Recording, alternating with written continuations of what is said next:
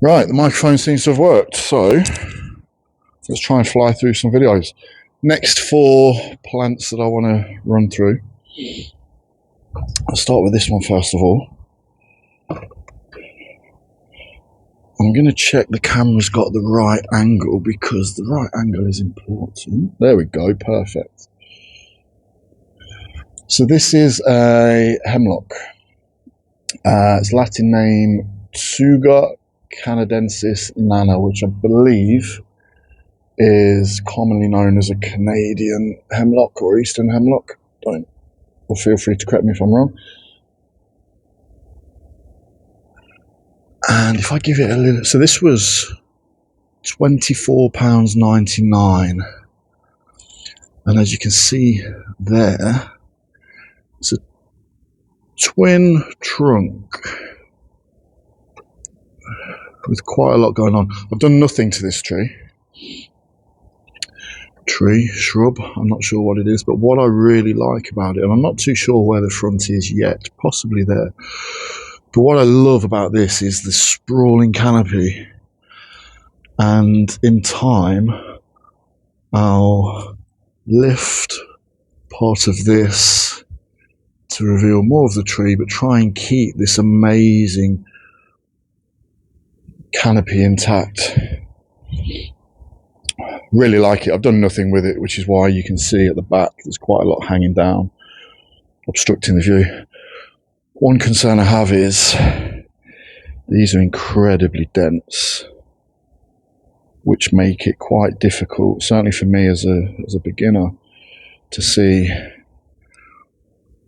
what branches should be cut and where. But I'm really looking forward to, imagine this in a nice shallow pot. This will look, in my opinion, quite nice. So looking forward to working on that one. Next one isn't a tree at all, but I thought it'd be good to put on here. This is again from Dobby's, £5.99. Erica Darliensis. No idea what that is. But the reason why I wanted to capture this is because it's flowered all through winter. And on Christmas Day, in fact, there's a bumblebee doing its thing. It's just in this pot for stability reasons. My plan is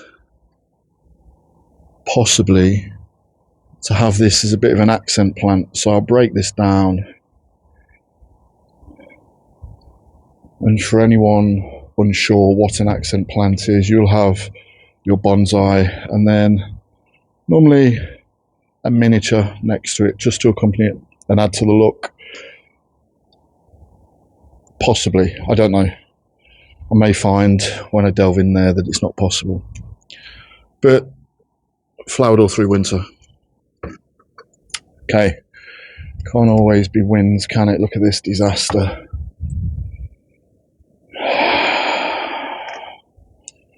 Unfortunately, or fortunately, depending on how you look at it, I don't lose many trees, considering I don't really know what I'm doing. But I did lose this one because I didn't know what I was doing. I completely bare rooted it. So I took all of the soil that it came in out, rinsed it, placed it in this trainee pot, and you can see I didn't do a particularly good job of wiring it in. It's very loose. It actually fell off the table, one of the few that the wind got hold of, and it's dead. It's only since this that I've learned you shouldn't bare root these when you're repotting them. So, lesson learned. Unfortunately, a victim of my inexperience. And then lastly, but by no means least,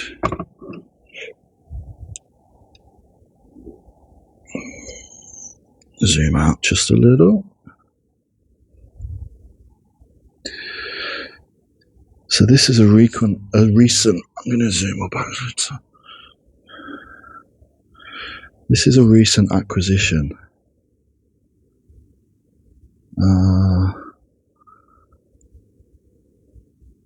From a chap called Sam, who runs a YouTube channel called Nilly's Bonsai.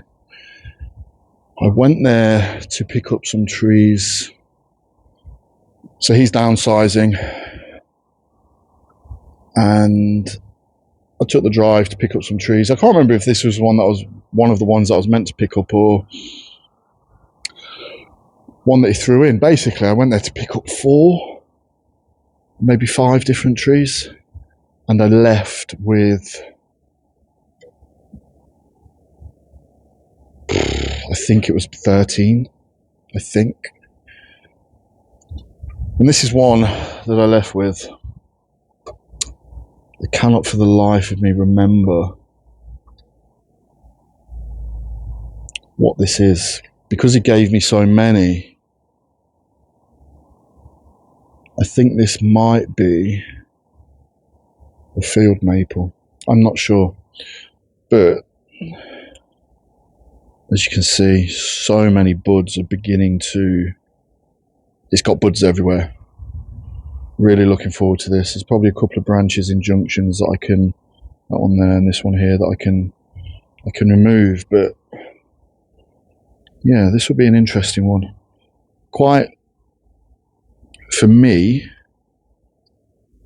quite well established already. One of the things that Sam takes great pride in, if you've seen his videos, is he works on the roots. So you can see there's a couple of big visible roots here. Can you see? Yes, you can. He was talking me through how much effort he goes into the roots with all of his trees. So I'm sure there'll be a great root base under there. And then one thing that I really like, and I know a lot of people aren't too keen on this,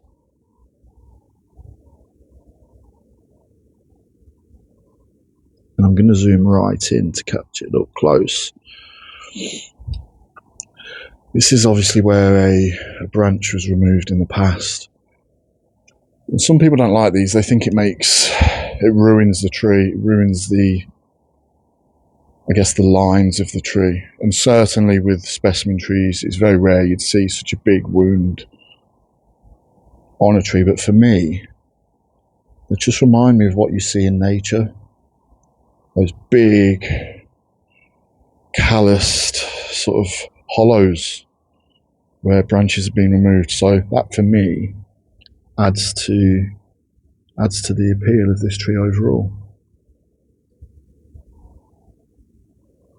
Okay, video number 2 finished from Sunday the 21st of Jan, providing, and my microphone light is still on green, providing it has worked. Let's see.